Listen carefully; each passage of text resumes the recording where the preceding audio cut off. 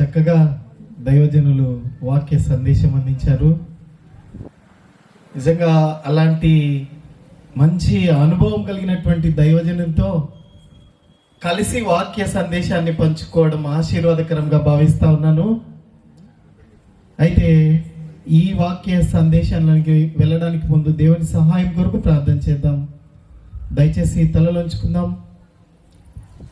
వ్యక్తిగతంగా మనం కూడా అడుగుదాం, దేవా నాతో మాట్లాడండి, నీవు మాట్లాడే దేవుడవు, దేవా నీవు మమ్మల్ని సరిచేసే దేవుడవు, మమ్మల్ని బలపరిచేటువంటి దేవుడవు అని కొద్ది నిమిషాలు ఆయన పాదాల దగ్గరికి వెళ్దాం. మాట్లాడేటువంటి ప్రభువు, మనల్ని సరిచేసేటువంటి ప్రభువు, బలపరిచేటువంటి ప్రభువు, మనల్ని స్థిరపరిచేటువంటి ప్రభువు, ఆయన వైపు చూద్దాం. ఏమాత్రము అలసిపోక మన హృదయాన్ని ఆయన వైపు కుమ్మరించడానికి ప్రయత్నం చేద్దాం, ప్రార్థన చేద్దాం. కృపగల దేవా, దయగల తండ్రి, పరిశుద్ధుడైన గొప్ప దేవా, నీకు వందనాలు, స్తోత్రములు. మా దేవా, ఈ యొక్క ఉదయం నుంచి ఈ యొక్క సాయంకాలం వరకు మీ కృపలో భద్రపరిచి మాపై చూపిస్తున్న మహాకృపకై నీకు వందనాలు, స్తోత్రములు. ఈ సందేశం కొరకు ప్రార్థన చేస్తున్నాం ప్రభువా. దేవా, నిజంగా మేము మాట్లాడితే ఏ మాత్రం కూడా ఉపయోగం లేదు. మీరు మాట్లాడితే ఆదరణ, మీరు మాట్లాడితే మా జీవితంలో ధైర్యము, మీరు మాట్లాడితే మేము నిలబడగలము, మీరు మాట్లాడితే విశ్వాసంలో బలపడగలము. మీ వైపు చూస్తూ ఉన్నాం, కనికరించండి, దయ చూపించండి ప్రభువా. దేవా, ప్రతి హృదయాన్ని స్థిరపరిచేటువంటి దేవుడు, అలజడి ఉన్నటువంటి జీవితాలను సమాధానపరిచే దేవుడవు, నెమ్మది లేని కుటుంబాలకు నెమ్మదినిచ్చే దేవుడవు, సమాధానం ఇచ్చేటువంటి మీ వైపు చూస్తూ ఉన్నాం. బిడ్డల్ని బలపరచండి, సహాయం దయచేయండి. ముందున్న సమయం అంతటినీ మా అందరికీ దీవెనకరంగాను మీకు మహిమకరంగాను నడిపించమని వేడుకుంటూ యేసయ్య నామంలో ప్రార్థించి పొందుకొని ఉన్నాం తండ్రి, ఆమేన్. దయచేసి ఇంతవరకు చాలా చక్కని వాక్య సందేశం విన్నాం. ఆశీర్వాదకరమైన సందేశం, మనకు దీవెనకరంగా ఉండుటకు దేవుడు అనేక మాటల చేత మనల్ని బలపరిచాడు, మనల్ని లేవనెత్తుతా ఉన్నాడు. అనేక మంది దైవజనులతో మనతో మాట్లాడుతూ ఉంటుండగా మనం సరిచేయబడవలసినటువంటి సమయం, మనల్ని మనము గుర్తించుకోవాల్సినటువంటి సమయము, మనల్ని మనము బలపరచుకోవాల్సినటువంటి సమయం. ఈ సమయంలో బలపరచబడకపోతే మరుసటి క్షణం ఏమవుతుందో మనకు తెలియదమ్మా. చాలా సందర్భాలను చూస్తూ ఉన్నాం. ఇంతవరకు మా మధ్యలో ఉండే, ఇంతవరకు మాట్లాడేటువంటి వ్యక్తి ఇప్పుడు లేడు. చాలా చాలా సందేశాలు, చాలా మాటలు, చాలా సందర్భాలు మనం చూసాం. దేవుని బిడ్డలారా, దేవుడు ఏం మాట్లాడుతూ ఉన్నాడంటే, అవర్ లైఫ్ ఈజ్ షార్ట్, మన జీవితం చాలా అల్పమైనది. ఉన్న ఈ జీవితాన్ని సరిచేసుకోవాల్సినటువంటి సమయం. ఇంకా నిర్లక్ష్యం చేసి మన ముందుకెళ్తే చాలా మూల్యం చెల్లించుకోవాల్సి వస్తుంది. కాబట్టి ప్రియదేవుని బిడ్డలారా, దేవుడు మాట్లాడుతూ ఉంటుండగా మనల్ని మనం ఆయన దగ్గరికి సమర్పించుకుందాం. మనల్ని మనం ఆయన సన్నిధికి వచ్చి, దేవా నన్ను సరిచేయి, నన్ను బలపరచండి అని ఆయన అడిగినట్లయితే ఆయన బలపరిచే దేవుడు. అయితే వాక్యంలోనికి వెళ్దాం. చాలా ప్రశస్తమైనటువంటి వాక్కుతో దేవుడు మనల్ని బలపరుస్తూ వచ్చాడు. ఇప్పుడు కూడా దేవుడు మనల్ని బలపరచడానికి ఇష్టపడుతూ ఉన్నాడు. అయితే ఈ యొక్క ప్రస్తుత పరిస్థితుల్లో కుటుంబాలు ఏ విధంగా ఉన్నాయంటే, రకరకాల పరిస్థితుల గుండా వెళ్తూ ఉన్నారమ్మా. ఒక్కొక్క కుటుంబంలో ఒక్కొక్క పరిస్థితిని చూస్తూ ఉన్నాం. ఒక్కొక్క కుటుంబంలో ఒక్కొక్క సమస్యని మనము చూస్తూ ఉంటున్నాం. సమస్యలు లేని వాళ్ళు ఎవరైనా చేయెత్తారమ్మా? మా కుటుంబంలో సమస్యలు లేదు అని చేయెత్తారా ఎవరైనా? ఎవరు ఎత్తలేం కదా. ప్రతి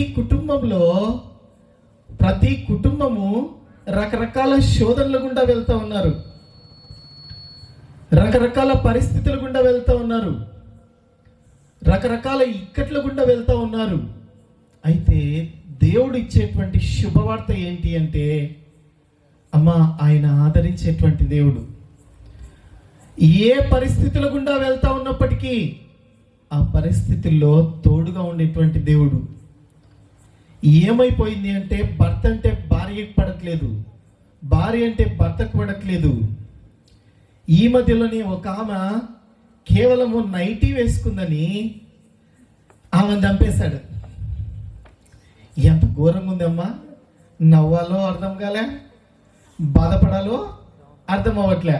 ఆ షార్ట్ న్యూస్ చూస్తూ ఉంటే రోజు ఒక న్యూస్ చూస్తూనే ఉన్నాం. రోజు ఒక న్యూస్ చూసినట్లయితే మనకు అర్థమవుతుంది కదా, కేవలం నైటీ వేసుకుంటే తప్పేముందమ్మా పాపం. సో దాన్ని బట్టి నేను చెప్పిన మాటే వినాలి, నేను చెప్పినట్టు నువ్వు చీరనే కట్టుకోవాలి అని పంతానికి వెళ్ళి భార్యను చంపినటువంటి వ్యక్తిని చూస్తూ ఉన్నాం. అవునా కదా? ఆఖరికి తన కుమార్తె తనకి ఇష్టమైనటువంటి దారిలో వెళ్ళలేదని, ఎవరినో ప్రేమించింది అని ఇంటిలో ఆమె దిండు తీసుకొని చంపేసేసింది. గత సంవత్సరం గుర్తుంది ఎవరికైనా?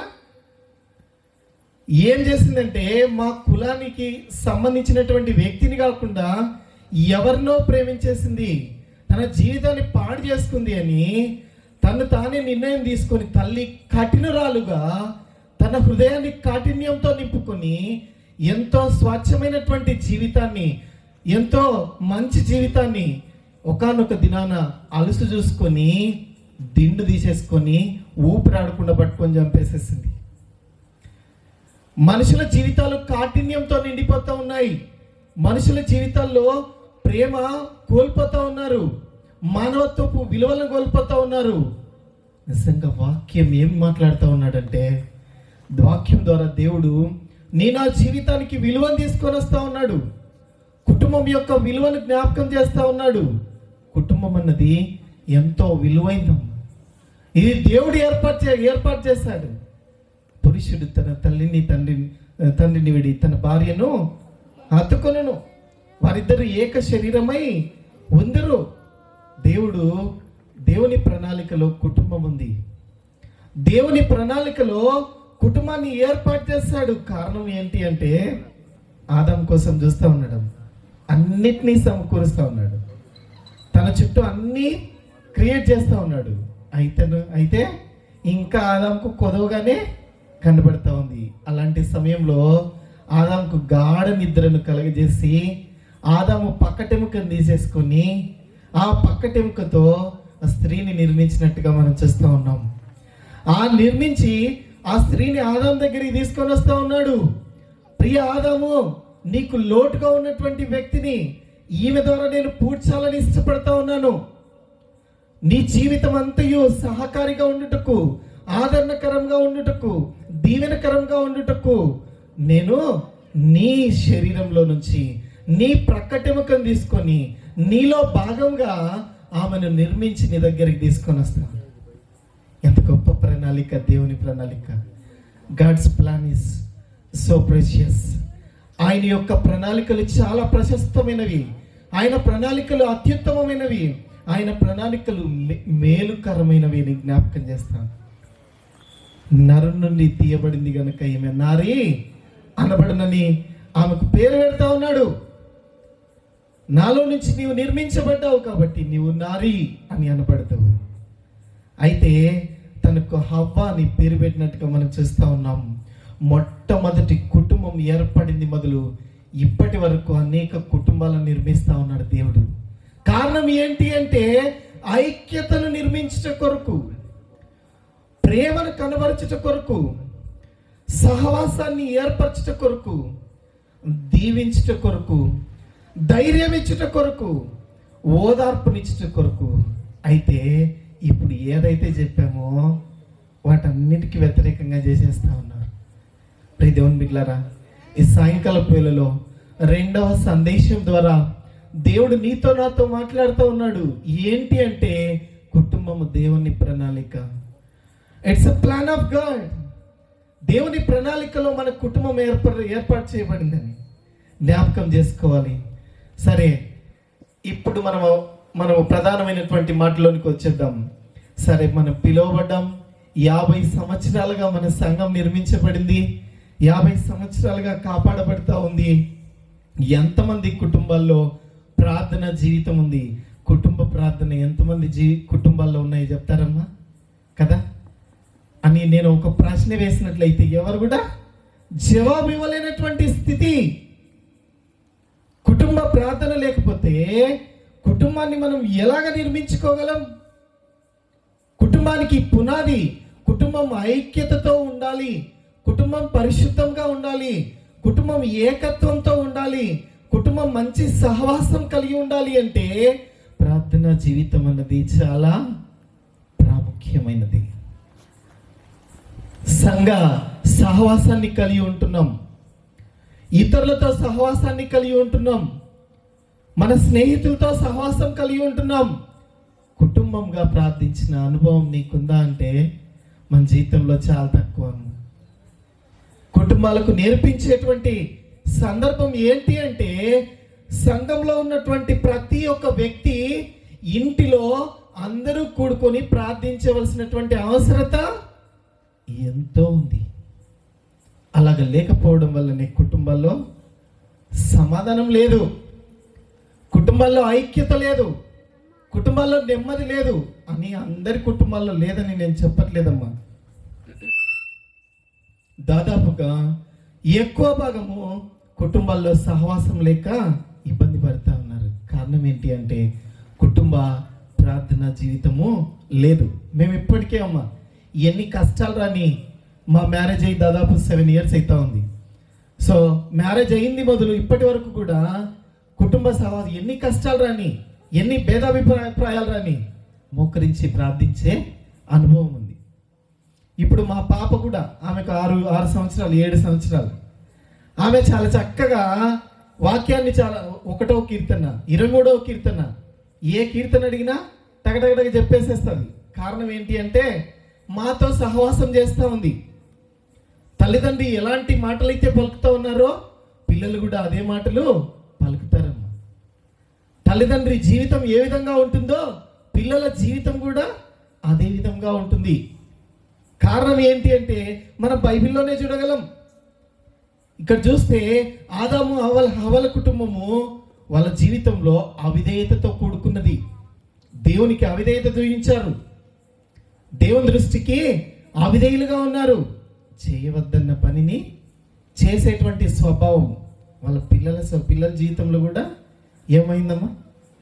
చివరికి పిల్లల జీవితంలో కూడా అదే కంటిన్యూ అవుతా ఉంది. అవిధేయత వల్ల శ్రేష్టమైనటువంటి స్థలాన్ని విడిచిపెట్టబడ్డారు, బయటికి త్రోసివేయబడ్డారు. సిగ్గు అనేది తెలిసి వచ్చేసింది. అంతవరకు సిగ్గు అంటే తెలియదమ్మా. తమ జీవితంలో వస్త్రములు లేవు అన్న ఆలోచనే లేదు. ఎప్పుడైతే చేయవద్దన్న పనిని చేశారో వాళ్ళ జీవితంలో అవమానం మొదలైంది, సిగ్గు మొదలైంది, మంచి చెడ్డలను తెలుసుకునేటువంటి స్థితిలోనికి వెళ్ళారు. అలాగా ఉండకూడదు. వీళ్ళు ఈ విధంగా ఉన్నా కూడా చాలా స్వచ్ఛమైనటువంటి జీవితంతో ఉండాలని దేవుని ఇష్టం. దేవుని ప్రణాళిక ఏంటి అంటే వీరు ఇరువురుగా స్వచ్ఛమైనటువంటి కుటుంబంగా ఉండాలి, దోషం లేని కుటుంబంగా ఉండాలి, పాపము ఎరగని కుటుంబంగా ఉండాలి, పరిశుద్ధమైన కుటుంబంగా ఉండాలని వాళ్ళపైన గొప్ప ప్రణాళిక కలిగి ఉన్నాడు దేవుడు. అయితే వాళ్ళ దగ్గరకు వచ్చేసరికి ఆయన ప్రణాళికనంతటినీ నాశనం చేసేసారు కదా. ఇది నిజమా? దేవుడు తాను కలుగజేసినటువంటి జంతువుల్లో ఆ యొక్క సర్పము యుక్తి కలిగినదై ఉన్నది. అపవాది చేత పట్టబడింది. అపవాది చేత పట్టబడి అపవాదిగా మార్చబడి ఇది నిజమా అమ్మా హవ్వా? ఇది నిజమా? దేవుడు ఏం మాట్లాడుతూ ఉన్నాడు అని ప్రశ్నతో మొదలెత్తేసి ఆమె జీవితంలో పాపం చేసేదిగా ప్రేరేపిస్తూ ఉంది. మన జీవితంలో కూడా కుటుంబాల్లో నా కలహాలకు కారణం ఏంటి అంటే ఇది నిజమా అని ప్రశ్నించి కుటుంబాల్లో కలహాలు పెరిగేటువంటి వాళ్ళని ఎంతమందిని చూస్తూ ఉన్నాం? అన్నదమ్ముల మధ్యలో కలహాలు, భార్యాభర్తల మధ్యలో కలహాలు, అక్క చెల్లెల మధ్యలో కలహాలు, బంధువుల మధ్య, వారి కుటుంబంలో కొనసాగుతూ ఉంది. ప్రియ దేవుని బిడ్డలారా, ఏంటి ఈ యొక్క ఉపదేశం యొక్క ఉద్దేశం ఏంటంటే, తల్లిదండ్రులుగా పాపము చేయకూడదు, తల్లిదండ్రులుగా దేవునికి అవిధేయులుగా ఉండకూడదు, తల్లిదండ్రులుగా దేవుని చిత్తానికి వ్యతిరేకంగా జీవించకూడదు. జీవిస్తే ఏమవుతుంది అంటే పిల్లల పైన ప్రభావం పడిపోతా ఉంది, ఆ సంతానం పైన ప్రభావం పడుతూ ఉంది. కయీన్ను ఏం చేశాడు అంటే, ఎవరు చంపద్దు కయీన్ని, తన తమ్ముడైనటువంటి హేబెల్ను చంపాడు, తన రక్తాన్ని కల్లార చూశాడు. ఏ పాపం ఎరగనటువంటి ఆ హేబెల్ను చంపడం వల్ల ఆయన దేశ దిమ్మరిగా అయిపోవాలి. ఇక తను ఎవరు కూడా చంపకూడదు, తన జీవితం అంతా నాశనానికే దారి వెళ్ళిపోతా ఉంది. అన్నదమ్ముల మధ్యలో భేదాభిప్రాయాలు, ఆఖరికి చంపుకునేటువంటి పరిస్థితి. ఇప్పుడు కూడా చిన్న ఆస్తి కోసం, కేవలము 2 సెంట్ల స్థలం కోసము అన్నదమ్ములు కొట్టుకుంటా ఉన్నారు. కారణం ఏంటి అంటే వాళ్ళకి విలువ కుటుంబం యొక్క విలువ అర్థం అవ్వట్లేదు, దేవుని చిత్తం అర్థం అవ్వట్లేదు, ఆ కుటుంబం యొక్క ప్రేమ అర్థం అవ్వట్లేదు, దేవుని స్వచ్ఛమైన ప్రణాళిక అర్థం అవ్వట్లేదు. ఏ ఉపయోగము లేని 2 సెంట్ల కోసము ఒకరినొకరు కొట్టుకొని చచ్చిపోతా ఉన్నారు. కారణం ఏంటి అంటే తల్లిదండ్రుల మాదిరిలో వాళ్ళు వెళ్ళిపోతా ఉన్నారు. ప్రియ దేవుని బిడ్డ, మన సంఘంలో, క్రైస్తవ చర్చ్ సంఘంలో ఎన్ని కుటుంబాలు అయితే ఉన్నాయో అన్ని కుటుంబాలు ప్రభువులో నడవాలి, ప్రభు ప్రేమలో నడవాలి, ప్రభు స్వచ్ఛతలో నడవాలి, ప్రభు మార్గంలో నడవాలి. ఆ విధంగా నడిచినట్లయితే ఒకానొక దినాన ఎండుగుంపాలెం ఎవరికో తెలీదు, పక్కనే నరసరావుపేటమ్మ, బిగ్ సిటీ, ఇంత పెద్ద సిటీ పక్కన ఉన్నటువంటి ఎండుగుంపాలెం ఎవరికి తెలియట్లేదని అంటున్నారు కదా. ఒకానొక దిన ఎండుగుంపాలెంలో ఉన్నటువంటి సంఘము బెరయా సంఘం వలె ఆత్మీయులు, పరిశుద్ధులు, శ్రేష్ఠులు, వాక్యం పైన ఆసక్తి కలిగినటువంటి వారు. విజయ్ భాస్కర్ గారు వాక్యం సరిగా చెప్తున్నారు లేదా అని తేరి చూసేటువంటి వారు. నవీన్ బ్రదర్ వాక్యం సరిగా చెప్తున్నారా లేదా, ఆ దాంట్లో ఉన్నటువంటి ఉద్దేశం ఏంటి అని తేరి చూసేటువంటి మనస్సు, ఆ స్వభావంలోనికి రావాలి మనం. ప్రియదేవుని బిడ్డలారా, మీరే కాదు కానీ చాలా సంఘాల్లో 100 సంవత్సరాలు ఉన్నప్పటికీ వారి జీవితాల్లో మార్పు రావడం లేదు. 100 సంవత్సరాలు అవుతున్నప్పటికీ ఆ ప్రేమ అర్థం అవ్వట్లేదు, ఆ సహవాసం అర్థం అవ్వట్లేదు, ఆ స్వచ్ఛత అర్థం అవ్వట్లేదు, దేవుని సంకల్పం అర్థం అవ్వట్లేదు, దేవుని ప్రణాళిక అర్థం అవ్వట్లేదు. కారణం ఏంటి అంటే శరీరాశలనే అనుసరించి జీవించేస్తా ఉన్నారు, రాజీ పడి బ్రతుకుతా ఉన్నారు, లోకాన్ని అనుసరిస్తా ఉన్నారు, పాపాన్ని అనుసరిస్తా ఉన్నారు, తాత్కాలికమైన కోరికలను అనుభవించి జీవితాలని నాశనం చేసేసుకుంటున్నారు. దేవుని బిడ్డ, నేను ఆ గుంపులో ఉండకూడదని it's a plan of God. ఇది దేవుని ప్రణాళిక. ఇంతవరకు దైవజనుడు మాట్లాడుతూ ఉన్నాడు, నేను ఆ సందర్భమే చెప్పాలని ఇష్టపడతా ఉన్నాను. ఒకసారి పరిశుద్ధ గ్రంథం నుండి ఆదికాండం 6వ అధ్యాయం, ఆదికాండము 6వ అధ్యాయము నోవహు కుటుంబం గురించి జ్ఞాపకం చేసి త్వరలోనే ముగిస్తానమ్మా. నాకు సమయం ఇచ్చినటువంటి ఆ సమయంలోనే కొంచెం ఓపికగా వినడానికి ప్రయత్నం చేద్దాం. నోవహు దగ్గరకు వచ్చేసరికి ఒకసారి జెనసిస్ ఆదికాండము 6వ అధ్యాయం 9వ వచనం చూసుకుందాం. ఆదికాండము 6వ అధ్యాయం. ఇంతవరకు అయ్యగారు చదివించాడు, అదేమంటున్నావు అయినా నువ్వు జ్ఞాపకం చేస్తా. ఆమా నోవాహు వంశావళి ఇదే. నోవహు నీతిపరుడును తన తరములో నిందారహితుడై ఉండెను. నోవహు దేవునితో కూడా నడిచినటువంటి వ్యక్తి. దేవునితో నడిచిన అనుభవము నోవహుకుంది. ఆయన తన తరములో నిందారహితుడు. తన తరం అంతా ఏ విధంగా ఉంది అంటే పాపముతో నిండుకొని ఉంది, దోషముతో నిండుకొని ఉంది, అన్యాయంతో నిండుకొని ఉంది, అక్రమంతో నిండుకొని ఉంది. చివరికి దేవుని ఉగ్రతకు పాత్రలు అవుతారు. అలాంటి పరిస్థితుల్లో తను ఏ మాత్రం కూడా వాళ్ళలో కలిసిపోలేదు. తామర పుష్పము అందరికి తెలుసు కదమ్మా, బురదలో ఉంటుంది. బురదలో ఉన్నటువంటి తామర పువ్వు ఏ విధంగా ఉంటుంది అంటే ఎంత అద్భుతంగా ఉంటుంది. ఏది ఏమైనప్పటికీ ఆ తామర పువ్వును పట్టుకోవాలని మనం ఇష్టపడతాం. చూస్తే అది ఎక్కడుంది? బురదలో ఉంది. ఏమాత్రం కూడా బురద అంటుకోలే ఆ పుష్పానికి. ఆ పుష్పం చూసి మనం పట్టుకోవాలని ఇష్టపడతాం, దగ్గరికి తీసుకోవాలని ఇష్టపడతాం, కానీ దాని దగ్గరికి వెళ్ళలేం. ఏది ఏమైనప్పటికీ అది బురదలో ఉన్నప్పటికీ కూడా బురద అంటుకోని స్థితిని మనం చూస్తూ ఉన్నాం. నోవాహు దగ్గరకు వచ్చేసరికి తన చుట్టూ అంతా పాపముతో నిండుకొని ఉంది, అన్యాయంతో నిండుకొని ఉంది, అక్రమంతో నిండుకొని ఉంది, దోషముతో నిండుకొని ఉంది. చివరికి దేవుని దృష్టికే ఆయాసకరంగా ఉంది. ఇప్పుడున్న పరిస్థితులను గమనిద్దాం. ఇప్పుడున్న పరిస్థితుల్లో మన చుట్టూ ఉన్నదంతా స్వార్థంతో కూడుకున్న జీవితాలు, పాపముతో కూడుకున్న జీవితాలు, అన్యాయంతో కూడుకున్న జీవితాలు, ఏమాత్రం కూడా కనికరం లేని జీవితాలు. Is it right are not? నిజమా కదా అమ్మా? కనికరం లేని జీవితాలు, ప్రేమ లేని జీవితాలు చాలా మందిని మనం చూస్తూ ఉన్నాం. అయితే అలాంటి వారి మధ్యలో దేవుడు నిన్ను నన్ను నిలబెట్టాడు. తామర పుష్పం ఏ విధంగా అయితే బురదలో ఉండి అంత అద్భుతంగా బురదను అంటుకోకుండా కనపడతా ఉందో, మన ఎగ్జాంపుల్లో నోవహు గారు ఆ యొక్క తన తరములో నిందారహితుడుగా ఏ విధంగా ఉంటున్నాడో, మన కుటుంబంలో తల్లిగా నీవు ఆ విధంగా ఉండాలి, తండ్రిగా నీవు ఆ విధంగా ఉండగలిగితే దేవుడు గొప్ప కార్యం చేయబోతా ఉన్నాడు. ఆ గొప్ప కార్యం ఏంటి అంటే నిత్య రక్షణ, శాశ్వత రాజ్యము, శాశ్వత రక్షణ, శాశ్వత రక్షణ, శాశ్వత రక్షణ అలంకారపు స్థితిలోనికి మనం వెళ్ళబోతా ఉన్నాం. ఎంత గొప్ప భాగ్యం అమ్మ! దేవుడు ఇంత గొప్ప ధన్యతను మనకిస్తే నిజంగా మనం కోల్పోతా ఉన్నాం. Still we're losing. ఇప్పటికి మనం పోగొట్టుకుంటా ఉన్నాం. దేవుడు హెచ్చరిస్తూ ఉన్నాడు, దేవుడు జ్ఞాపకం చేస్తూ ఉన్నాడు.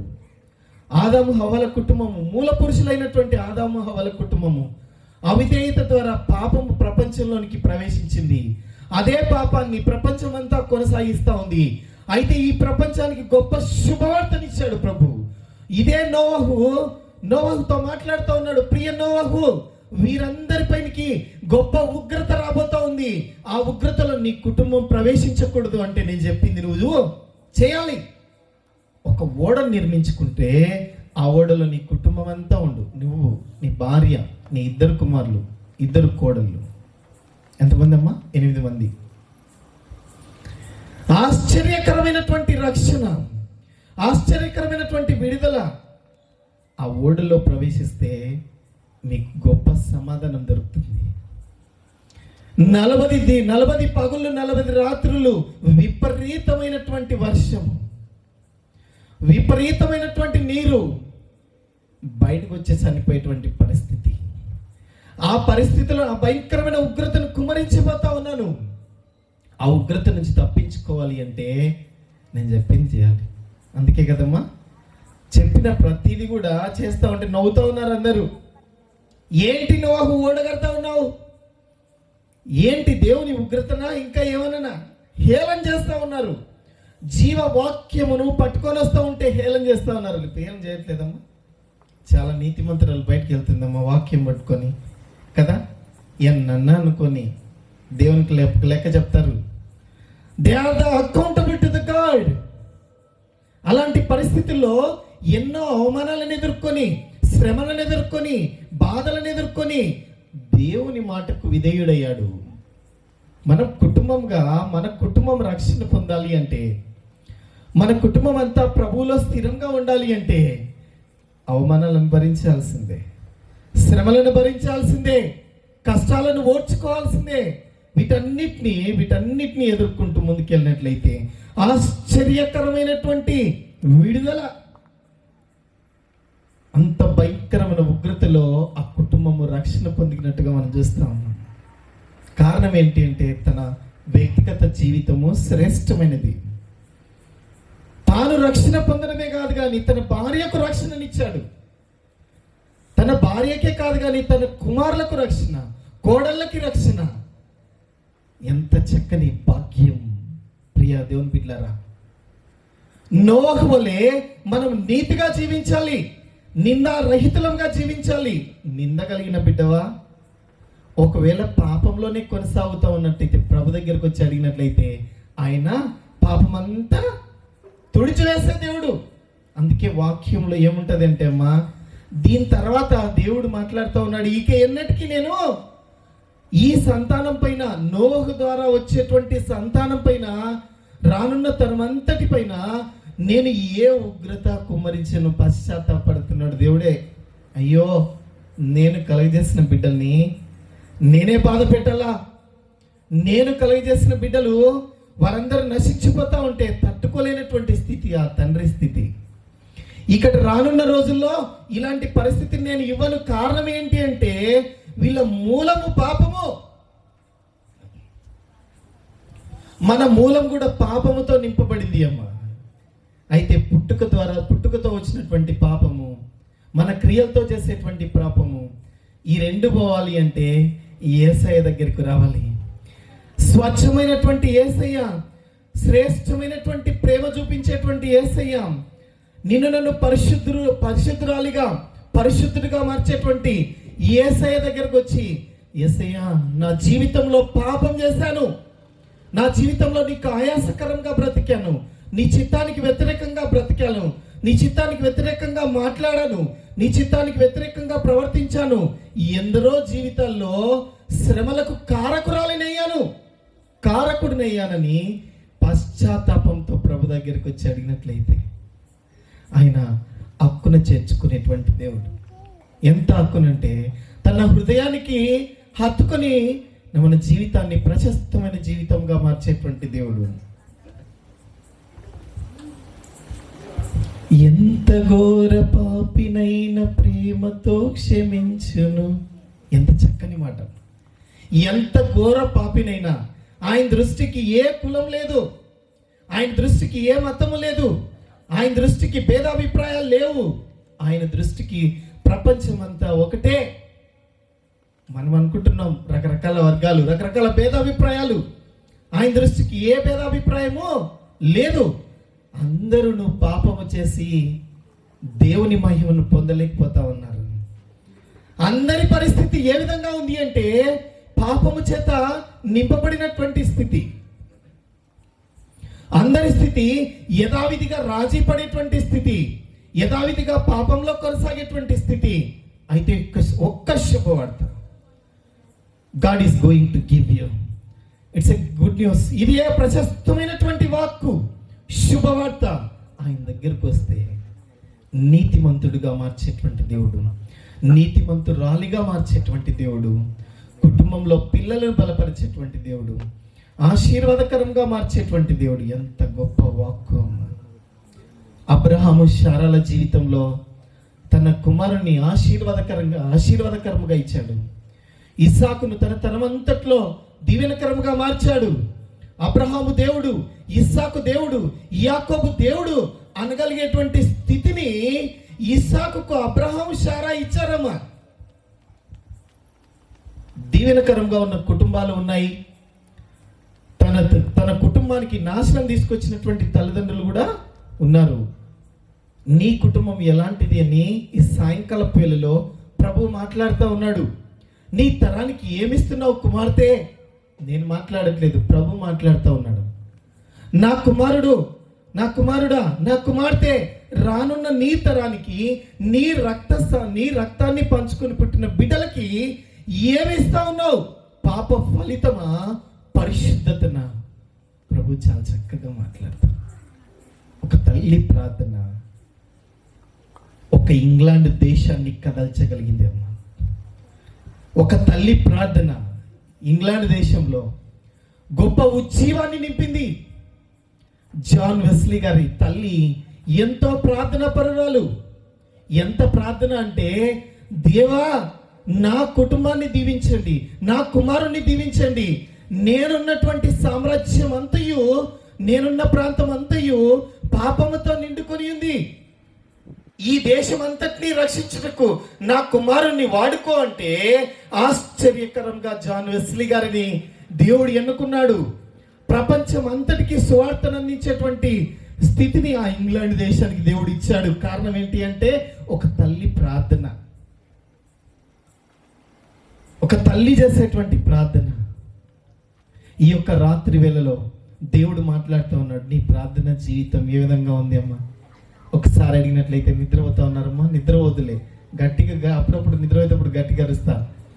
దయచేసి కొద్ది నిమిషాల్లోనే ముగించుకుందాం, మన సమయంలోనే ముగించుకుందాం అమ్మ, ఇబ్బంది ఏం లేదు.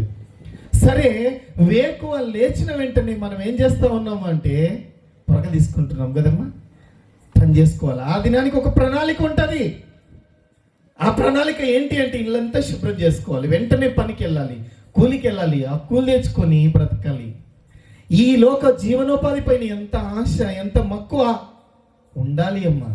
దీనికంటే ముఖ్యంగా ఏంటి అంటే దేవుని సన్నిధి ముఖ్యం. ఒక్క తల్లి లేచిన వెంటనే అదే మంచం దగ్గర మోకరించిన అనుభవం ఎంతమందికి ఉంది అమ్మ? చేయెత్తితే ఎవరు లేరు కదా. లేచిన చాలా సంతోషం అమ్మ, కొందరు చేతులు చూపిస్తా ఉన్నారు. లేచిన వెంటనే మోకరించి, ప్రభువా రాత్రంతయు మీ కృప చేత భద్రపరిచావు, రాత్రంతయు నాకు జీవము చేత నింపావు, ఆరోగ్యం ఇచ్చావు. ఈ దినం కోసం ప్రార్థన చేస్తున్నాం, ఈ దిన క్షేమం కొరకు, ఈ దినంలో సమాధానం కొరకు, ఈ దినంలో ఎదురయ్యే శోధనలో ఎదుర్కొన్నట్టుకు నీ బలం కొరకు ప్రార్థన చేస్తా ఉన్నాను నేను. ఈ దినాన్ని దీవెనకరంగా మార్చండి, శ్రమల్లో బలం ఇవ్వండి, కుంగిపోతే బలం ఇవ్వండి, అలసిపోతే శక్తినివ్వండి అని ఎంతమంది ప్రార్థన చేస్తా ఉన్నాం. నా కుమార్తె స్కూల్కి వెళ్తా ఉంది, బిడ్డ చుట్టూ నీ సన్నిధి నుంచండి. నా భర్త పనికి వెళ్తా ఉన్నాడు, తన చుట్టూ నీ కాపుదల నుంచండి. ట్రాక్టర్ నడుపుతా ఉన్నాడు, పొలాల్లో తిరుగుతూ ఉన్నాడు, విషపూరితమైనటువంటి పాములు తిరుగుతూ ఉన్నాయి, విషపూరితమైన మనుషుల మధ్యలోనికి వెళ్తా ఉన్నాడు. పాపంలోనికి వెళ్ళకూడదు, దోషంలోనికి వెళ్ళకూడదు. నా భర్త తిరిగి క్షేమంగా ఇంటికి రావాలి, నా భార్య తిరిగి ఇంటికి క్షేమంగా రావాలి. ఎంతమంది ప్రార్థన చేస్తా ఉన్నారు? కుటుంబ ప్రార్థన కోసము ప్రయాసపడాలి, నేర్చుకుందామమ్మా. రాత్రి పడుకునే ముందు పిల్లల్ని చుట్టూ కూర్చోబెట్టుకొని ప్రార్థన చేయాలి. ఉదయం లేచిన వెంటనే ప్రార్థన చేయాలి. కారణం ఏంటి అంటే ప్రార్థన శక్తిగా మార్చబడుతుంది. సాక్షాత్తు మన మాదిరికరమైనటువంటి యేసయ్య ఇంకనూ చాలా చీకటిగా ఉండగానే ఆ కొండపైకి వెళ్ళి ప్రార్థించేటువంటి వాడు. ఆయనకి ప్రార్థన అవసరమా అమ్మా? మనుష్య కుమారుడిగా ఉన్నాడు, దేవుని కుమారుడిగా ఈ లోకంలో బ్రతుకుతా ఉన్నాడు. అయితే ఆయనకి ప్రార్థన అవసరమా అంటే ఒక రకంగా చెప్పాలంటే అవసరం లేదు. కానీ నీకు నాకు మాదిరి చూపిస్తా ఉన్నాడు. ఆయన 100% మనిషిగా ఉన్నాడు, 100% దైవత్వంతో నింపబడ్డాడు. ఆ దైవత్వమును ఎక్కడా వాడుకోక మానవుడిగా ఉంటూ నీ కొరకు నా కొరకు శాశ్వత బలిగా ఉండడానికి మనకు మాదిరి ఉంచినటువంటి ప్రభువు. ఆయన మాదిరిలో జీవించలేకపోతా ఉన్నాము, ఆయన మనకు మాదిరి ఉంచిపోయాడు. పేతురు, నా చెయ్యి పట్టుకో, మునిగిపోయేటువంటి నీ జీవితాన్ని నిలేపేటువంటి దేవుడు. పేతురు జీవితంలో ప్రభు వైపు చూసేంత వరకు అద్భుతంగా నడుస్తా ఉన్నాడు. ప్రభువా, నాకు కూడా నీలాగా నీటి మీద నడవాలని ఇష్టంగా ఉంది, నాకు ఆ శక్తిని ఇవ్వండి ప్రభువా. ఎస్, కమాన్, నా దగ్గరికి రా. పిలిచిన వెంటనే అద్భుతంగా నేను ఇక్కడ నడిచినట్టుగా నేను నీళ్ళపై నడుస్తా ఉన్నాడు. ఎప్పుడైతే లోకాన్ని చూశాడో, ఎప్పుడైతే లోకపు పరిస్థితిని చూశాడో, ఎప్పుడైతే అలలను చూశాడో, ఎప్పుడైతే సమస్యను చూశాడో, ఎప్పుడైతే నీటిని చూశాడో మునిగిపోసాగేను. మన జీవితంలో, కుటుంబంగా, వ్యక్తిగత జీవితంలో ఎప్పుడైతే లోక పరిస్థితిని చూసామో కుంగిపోతా ఉన్నాం. తిరిగి రాజీపడిన జీవితం, పాపంలో కొనసాగేటువంటి జీవితం. నా చెయ్యి పట్టుకొని ఆయన చేయి ఇస్తా ఉన్నాడు. ఇప్పటికి కూడా still he is giving his hand to us. ఇప్పటికీ ఆయన చేతిని నీ కుటుంబానికి ఇస్తా ఉన్నాడు. కుటుంబాన్ని కట్టుకోవాలి అని, పిల్లలకి ఆశీర్వాదం ఇవ్వాలి అని, పిల్లలకి ప్రభు సన్నిధి ఇవ్వాలని, పిల్లలకి శ్రేష్టమైన జీవితం ఇవ్వాలి అని ఆయన తన చేయిని నీకు నాకు ఇస్తా ఉన్నాడు. ఆయన చేయిని పట్టుకుంటే నీ నా జీవితం మార్చబడుతుంది. శక్తి చేత నింపబడతాం, బలం చేత నింపబడతాం, ఆదరణ చేత నింపబడతాం, పరిశుద్ధత చేత నింపబడతాం, ప్రేమ చేత నింపబడతాం, ప్రశస్తమైన సహవాసం చేత నింపబడతాం.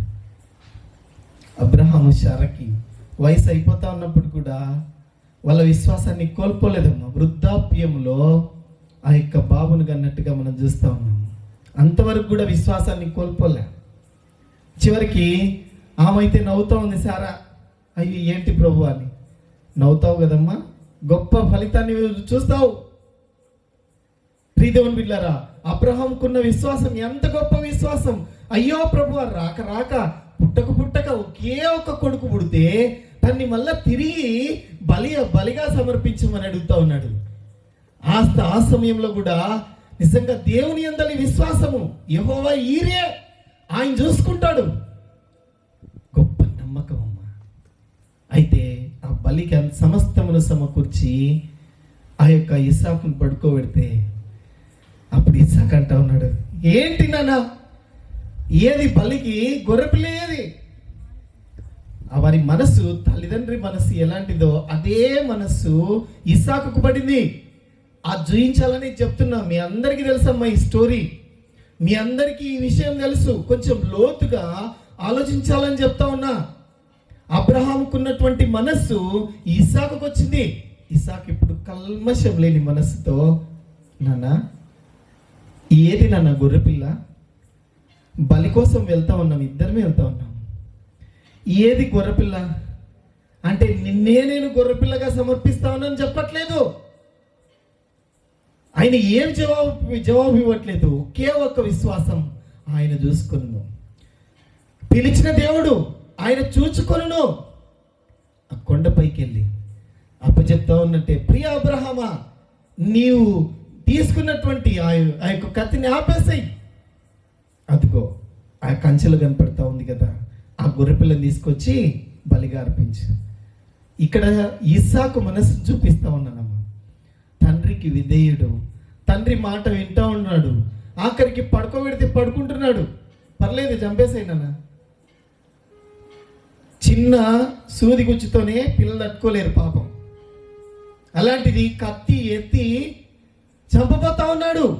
అలాంటి స్థితిలో సైతం నాన్న తప్పించుకోలేదు, పారిపోలేదు, విధేయత చూపిస్తా ఉన్నాడు. కారణం ఏంటి అంటే తల్లిదండ్రి మనస్సు విశ్వాస సంబంధమైనది, పరిశుద్ధమైనది, నమ్మకంతో కూడుకున్నది, యోగ్యమైనది, అంగీకారమైనది, దేవుని చిత్తంలో నడిచినది. అలాంటి సమయంలో అలా ఇస్సాకు మనస్సు ఏంటి అంటే విధేయత మనస్సు. చూస్తూ ఉన్నామమ్మా, దేవుడు నిజంగా ఏం మాట్లాడుతూ ఉన్నాడంటే తల్లిదండ్రులకు ఉన్నటువంటి మనస్సును పిల్లలకి ఇవ్వాలని ఇష్టపడతా ఉన్నాడు. అమ్మ, నీవు ఏమి ఇవ్వబోతా ఉన్నావు నీ కుమార్తెకు, నీ కుమారునికి ఏ మనస్సు ఇవ్వబోతా ఉన్నావు అని ప్రభు మాట్లాడుతూ ఉన్నాడు. నిజంగా తర్వాత మనం చూసుకున్నట్లయితే నోహు దగ్గరకు వచ్చేసరికి దేవునితో నడిచినటువంటి అనుభవము, దేవుని యందలి విశ్వాసం ఉంచినటువంటి అనుభవము, పాపాన్ని అంటుకోనటువంటి అనుభవము. ఒకసారి కీర్తనల గ్రంథము 37వ కీర్తన చూస్తారమ్మా. 37వ కీర్తన 37 నుంచి 40 అది చదువుకొని ముందుకెళ్దాం. కీర్తన 37వ కీర్తన 37 నుంచి 40. నిర్దోషులను కనిపెట్టుము, యథార్థవంతులను చూడుము, సమాధానపరచు వారి సంతతి నిలుచును గాని తర్వాత ఒక్కడైనను నిలవకుండా అపరాధులు నశించుదురు, భక్తిహీనుల సంతతి నిర్మూలమగును. యెహోవాయే నీతిమంతులకు రక్షణాధారము, బాధ కలుగునప్పుడు ఆయనే వారికి ఆశ్రయ దుర్గము. యెహోవా వారికి సహాయుడై వారిని రక్షించును. వారు యెహోవా శరణు జొచ్చి ఉన్నారు కనుక ఆయన భక్తిహీనుల చేతిలో నుండి వారిని విడిపించి రక్షించును. ఇంత చక్కగా కీర్తనకారుడు దావీదు గారు మాట్లాడుతూ ఉన్నాడు. ఏంటి అంటే నిర్దోషులను కనిపెట్టుము, యథార్థవంతులను చూడుము. అబ్రహాము ఇస్సాకుల వలె, అదేవిధంగా ఈ యొక్క నోవహు కుటుంబం వలె నిర్దోషులను ఒకసారి గమనించినట్లయితే వారి జీవితాల్లో సమాధానపరచు వారి సంతతి నిలుచును గాని ఒక్కడైనను నిలవకుండా అపరాధులు నశించుదురు.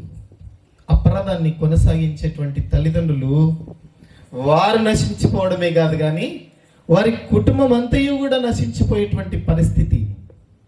దేవుడు అలాంటి కుటుంబాలను కోరుకోవట్లేదమ్మా. దేవుడు ఎలాంటి కుటుంబాలను కోరుకుంటున్నాడంటే దోషం లేని తల్లిదండ్రులు, దోషం లేని కుటుంబము. ఆ కుటుంబాన్ని దేవుడు చూడాలని ఇష్టపడతాడు. అమ్మ, నేర్చుకోవడానికి ప్రయత్నం చేద్దాం. ఆయన దగ్గరకు వచ్చినట్లయితే ఆయన మనకు నేర్పించేటువంటి ఒక్కడైనను నిలవకుండా అపరాధులు నశించుదురు, భక్తిహీనుల సంతతి నిర్మూలమగును, యెహోవాయే నీతిమంతులకు రక్షణ ఆధారము. ఆయన రక్షణ ఇచ్చి రక్షణ అలంకారం ఇచ్చి నడిపించేటువంటి దేవుడు.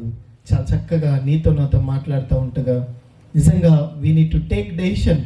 మనం ఒక మంచి నిర్ణయము తీసుకోబద్దులమై ఉన్నాం. చాలా చక్కగా నిర్ణయం తీసుకున్నట్లయితే దేవుడు నిన్ను నన్ను బలపరిచేటువంటి దేవుడు.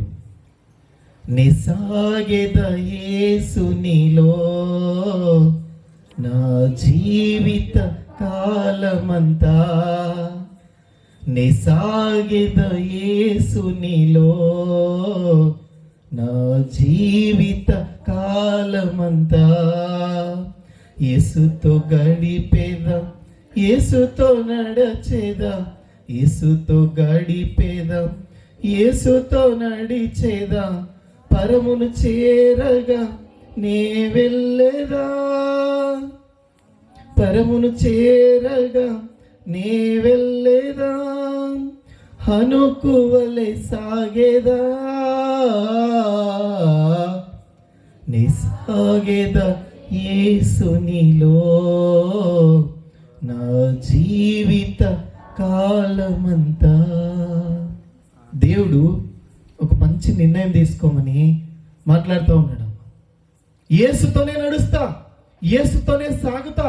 కారణం ఏంటి అంటే ఆయన మార్గము పాపం లేని మార్గము, ఆయన మార్గము స్వచ్ఛమైనది, ఆయన మార్గము ప్రశస్తమైనది, ఆయన మార్గము నిత్య జీవమునిచ్చినది, నిత్య రక్షణ ఇచ్చినది, నిత్య ఆనందం ఇచ్చినది, ఈ లోకంలో అనేకులకు పరిమళ వాసన ఇచ్చినది. ఎంత చక్కని మాట. మీరు పరిమళ వాసనగా ఉండుటకు పిలువబడ్డారు. మన జీవితానికి ఉద్దేశం ఉంది, మన జీవితానికి సంకల్పం ఉంది. మనం కేవలం ఈ లోకంలో జన్మించట్లేదు. ఏంటి నా జీవితం, ఏంటి నా జీవితంలో కష్టాలు, నాకే ఎందుకు ఇన్ని కష్టాలు, నాకే ఎందుకు ఇన్ని శ్రమలు, కుంగిపోతా ఉన్నాం. కుంగిపోవద్దు ప్రియ దేవుని కుమార్తె, ప్రియ దేవుని కుమారుడా. దేవునికి ఒకటి ప్రణాళిక ఉంది.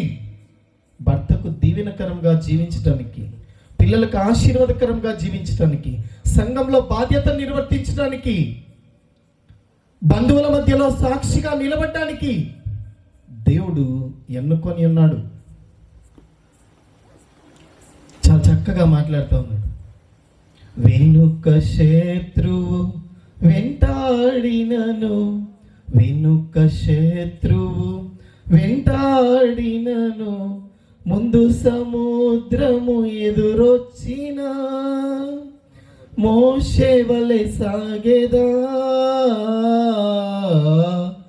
నీ సాగేదా యేసునితో. చూస్తే వెనకల సైన్యము, ఫరో సైన్యం వెంటాడుతూ ఉంది. ముందర చూస్తే సముద్రము.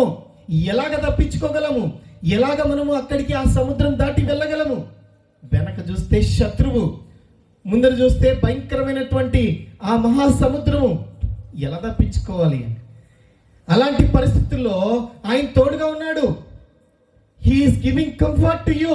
ఆ సమయంలో దేవుడు మాట్లాడుతున్నాడు. ఏ నిర్ణయం తీసుకోవాలనో అర్థం అవ్వట్లేదు. ముందుకెళ్తే పరిస్థితి, ముందుకెళ్ళినా సమస్య, వెనక చూస్తే భయంకరమైన సమస్య. ఆ పరిస్థితుల్లో ఆశ్చర్యకరంగా ఈ ఆరిన నేల మీద సముద్రమును దాటించినటువంటి ప్రభువు మోషే జీవితంలో ఆశ్చర్య కార్యముతో తనకు సమాధానం ఇచ్చిన దేవుడు, తన జనాంగం అంతటికి విడుదల ఇచ్చినటువంటి దేవుడు. నీవు విశ్వాసిగా జీవిస్తూ ఉంటే ఎలాంటి పరిస్థితుల గుండా వెళ్తా ఉన్నప్పటికీ ఆ పరిస్థితుల్లో ఆశ్చర్యకరమైన సమాధానము, ఆశ్చర్యకరమైన జవాబు, ఆశ్చర్యకరమైన నడిపింపు నేనే మార్గము, సత్యము, జీవము అని పలికినటువంటి ప్రభు, మోషేను నడిపించినటువంటి ప్రభువు నిన్ను నన్ను నడిపించాలని ఇష్టపడతా ఉన్నాడు. బిడ్లరా, ఎందుకు ఇంత బలంగా చెప్పవలసి వచ్చింది అంటే, ఇంత బలంగా చెప్పినా కూడా చాలా జీవితంలో మారితే రావట్లేదు. రావాలని ప్రయాస, మా సేవకుల ప్రయాస ఏంటంటే ఆ యొక్క దైవరాజ్యమును నిర్మించాలి, దేవుని రాజ్యమును కట్టాలి, పరిశుద్ధులను ఏర్పాటు చేయాలి, పరిశుద్ధులను స్థిరపరచాలి, పరిశుద్ధులను బలపరచాలి. మీరంతా పరిశుద్ధులు, పాపులు కాదు. ఎవరు చెప్పారు పాపులని? మనందరం ఆయన రక్తంలో కడగబడ్డాము. మనం పాపులము కాదు. We are not sinners. We are the holy people of God. దేవుని ప్రశస్తమైనటువంటి బిడ్డలము. ఆయన అమూల్యమైనటువంటి రక్తములో కడుగబడి పిలువబడినటువంటి వాళ్ళము. పాపివి కాదు బిడ్డను, పాపివి కాదు నా కుమార్తె, నా కుమారుడని, పరిశుద్ధుడవు, పరిశుద్ధురాలవు. దేవుడు మాట్లాడుతూ ఉన్నాడు. ధైర్యంగా ఆయన వైపు చూడాల్సినటువంటి పరిస్థితి. నిజంగా ప్రభు వైపు చూస్తే మోషేను బలపరిచినటువంటి దేవుడు నిన్ను నన్ను మన కుటుంబాన్ని బలపరచాలని ఇష్టపడుతూ ఉన్నాడు. ఈ పాట ఎందుకంటే నేను పాడడానికి ఇష్టపడుతున్నా. ఈ పాట ద్వారా నేనే బలం పొందుకున్నానమ్మా. ఈ పాట ఎన్నిసార్లు విన్నానో నేనైతే. ఇప్పుడు స్వరం సహకరించట్లేదు కానీ చాలా చక్కగా వాడుతుందిగా పాడడానికి ప్రయాసపడతా. నేను ఒంటరిగా ఉన్నప్పుడు కూడా ఈ పాటను చాలాసార్లు విన్నా.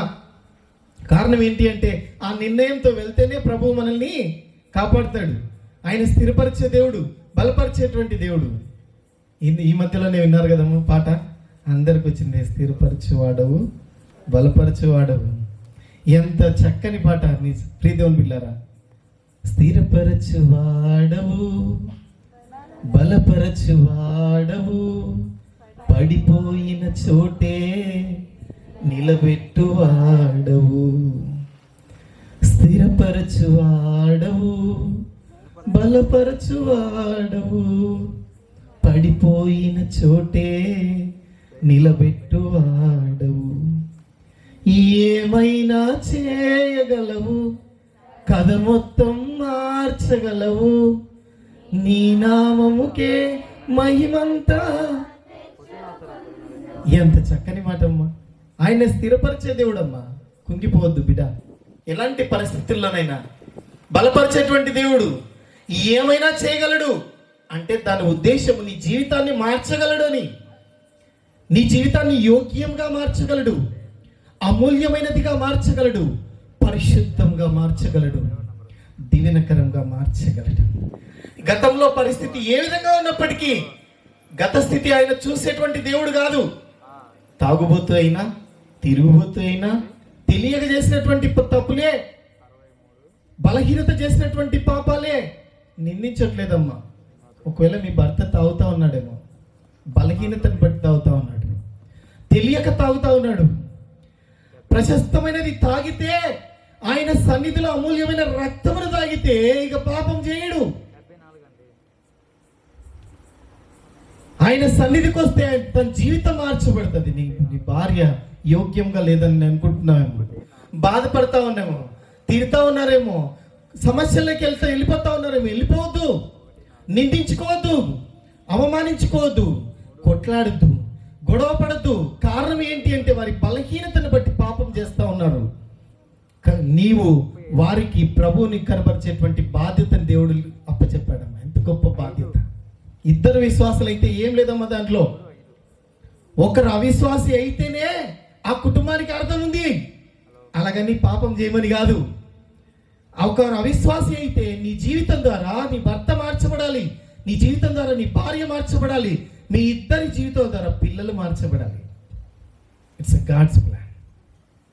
దేవుడు నీ యొక్క శక్తిని, నీ సామర్థ్యాన్ని బయలుదేయాలని ఇష్టపడతా ఉన్నాడు. సామాన్యురాలు కాదు బిడ్డ. మోకరించి కన్నీటితో ప్రార్థించేటువంటి కుటుంబాలు ఉన్నాయి. ఇదే సహవాసంలో గంట సేపు సేవకుడు మోకరించలేని స్థితి ఆ సంఘం మోకరిస్తూ ఉంది. నిజం చెప్తా ఉన్నాను. కారణం ఏంటి అంటే చాలా మంది బలమైనటువంటి విశ్వాసం కలిగిన బిడ్డలున్నారు, బలమైన నమ్మకం కలిగిన బిడ్డలున్నారు, మోకరించి కన్నీటితో ప్రార్థించేటువంటి వారు ఉన్నారు. అని జ్ఞాపకం చేస్తా ఉన్నా. దేవుని బిడ్డలారా, కుటుంబాల్లో సమస్యలోనికి వెళ్ళొద్దు. కుటుంబాల్లో సమస్యలు వస్తూ ఉన్నాయంటే అపవాది తీసుకొని వస్తూ ఉన్నాడు. నింద వేస్తూ ఉన్నాడు అంటే అపవాది ముళ్ళు పెడతా ఉన్నాడు. అవమానిస్తూ ఉన్నాము అంటే అపవాది నీ జీవితంలో ప్రవేశిస్తూ ఉన్నాడు. అవకాశం ఇవ్వద్దు. అర్థం చేసుకోవడానికి ప్రయత్నం చేద్దాం, ప్రేమించడానికి ప్రయత్నం చేద్దాం, గౌరవించడానికి ప్రయత్నం చేద్దాం, వారి జీవితాన్ని మార్చడానికి ప్రయాసపడదాం. దేవుని ముందర, ప్రభు సన్నిధి ముందర నిలబడితే అప్పుడు బలా నమ్మకమైన నా ప్రియ దాసురాల, బలా నమ్మకమైన నా కుమార్తె, బలా నమ్మకమైన నా కుమారుడా, దేవుడు జీవ కిరీటం ఇవ్వబోతా ఉన్నాడు. శాశ్వత కిరీటం చేత అలంకరించబోతా ఉన్నాడు. ఆ కిరీటం పొందుకోవడానికి లోకంలో జీవితాన్ని త్యాగం చేయవలసిందే. త్యాగం చేయవలసింది ఏంటి అంటే ఓడ్చుకోవాల్సిందే, భరించవలసిందే, ప్రేమించవలసిందే, అర్థం చేసుకోవాల్సిందే. నాకు కుటుంబం గురించే వాక్యం ఇచ్చినారమ్మా. ఎందుకంటే నిజంగా సేవకులు ఏ ఉద్దేశంతో ఇది ఇచ్చినారో ఆ ఉద్దేశాన్ని నెరవేర్చాలని ఇష్టపడతా ఉన్నా.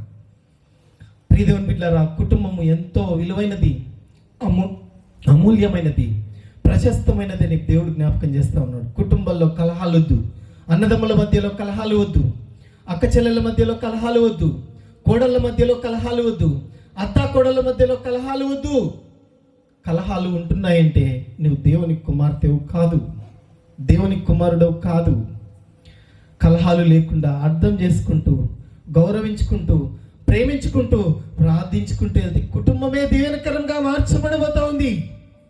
ప్రియదేవుని బిడ్డలారా, ఒక సంఘం గురించి మాట్లాడతాను.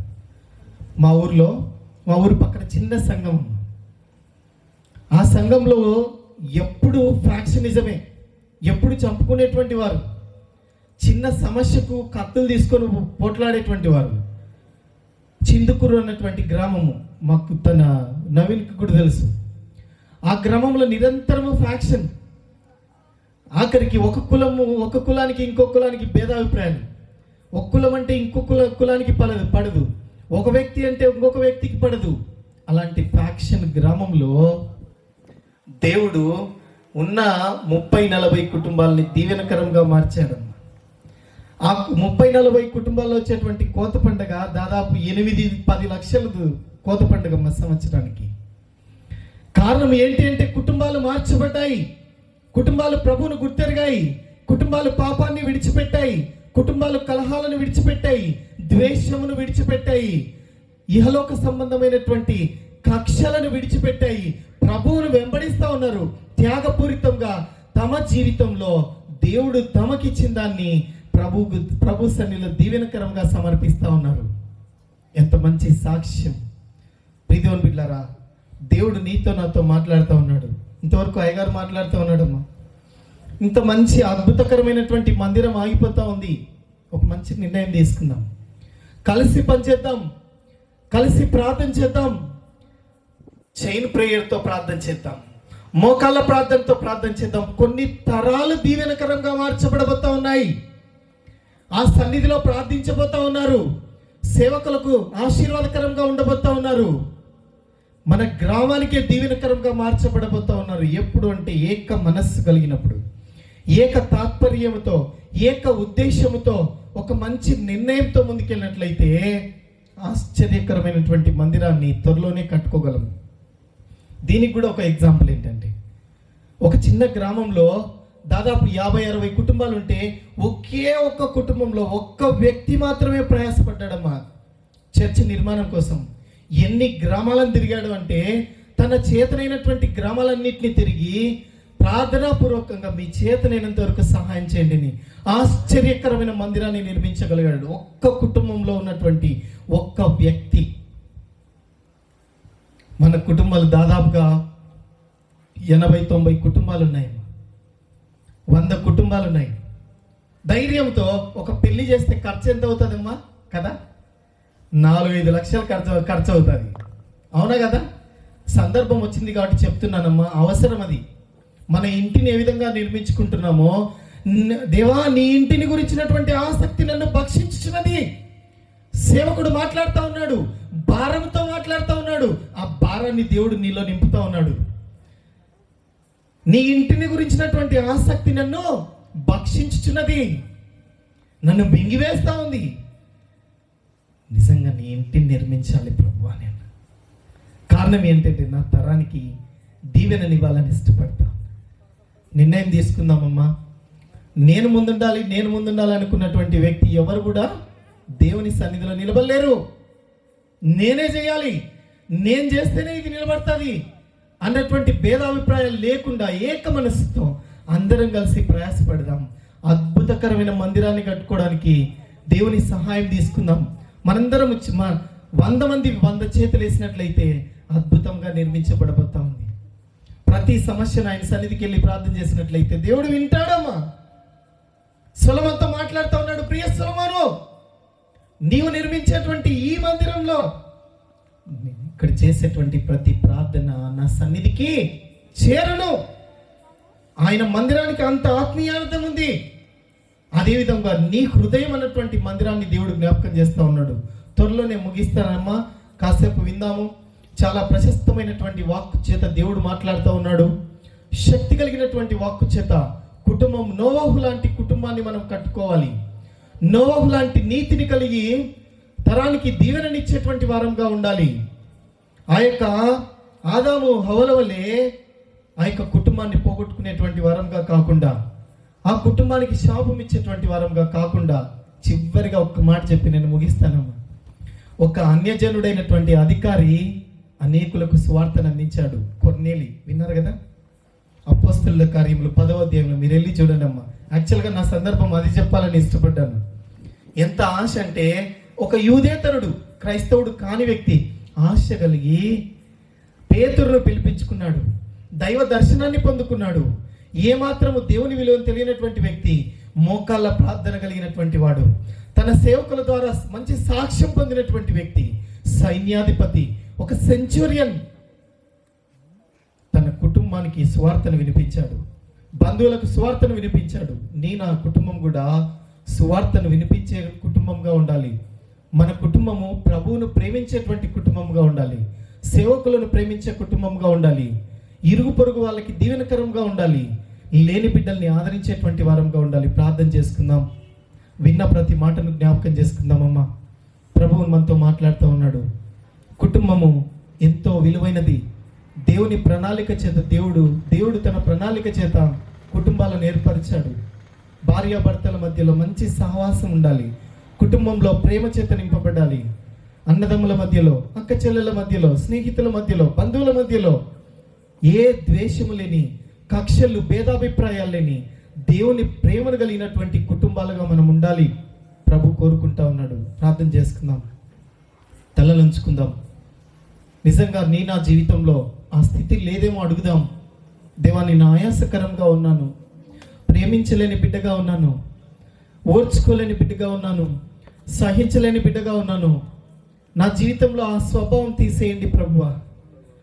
భరించేటువంటి బిడ్డగా, నీ ప్రేమను పంచేటువంటి బిడ్డగా, సంఘానికి దీవెనకరంగా, కుటుంబానికి దీవెనకరంగా ఉండేట్టుకు నన్ను మార్చండి ప్రభు అని తలలుంచుతాం. ప్రార్థన చేసుకుందాం. కృపగల దేవా, దయగల తండ్రి, పరిశుద్ధుడైన గొప్ప దేవానికి వందనాలు, స్తోత్రములు నాయన. ఎందుకు పాలెంలోనైనా మీరు ఏర్పరచుకున్నటువంటి ఈ సంఘాన్ని బట్టి స్తోత్రములు తండ్రి. మీ స్వరక్తం ఇచ్చి సంపాదించబడినటువంటి సంఘము పరిశుద్ధమైనటువంటి సంఘముగా దినదినము వాక్యపు వెలుగులో ఎదుగుటకు సహాయం దయచేయండి.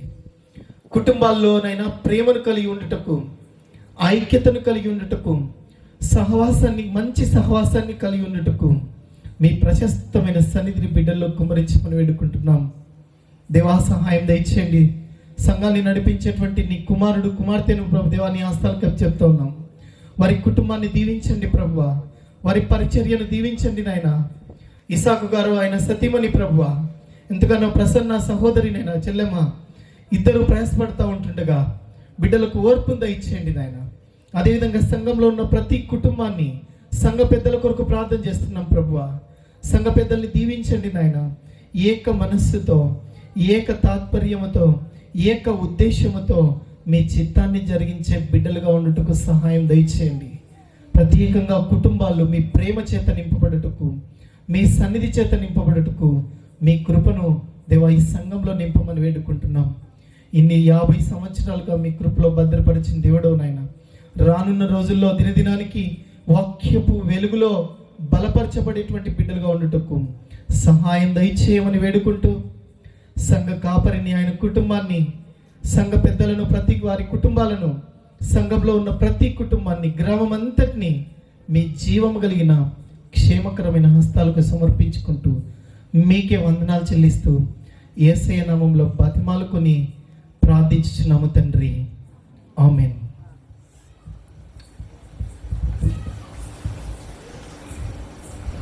ప్రియదేవుని బిడ్డలారా, నిజంగా ఈ దినము 2 వాక్య సందేశాలను అందించుటకు నాకు మంచి అవకాశం ఇచ్చిన మా ప్రియ సహోదరుడు రిషికాంత్, చెల్లెమ్మ ఇద్దరిని బట్టి దేవుని స్తుతిస్తూ ఉన్నాను. వాళ్ళకున్న భారాన్ని బట్టి దేవుని కొనియాడుతూ ఉన్నాను.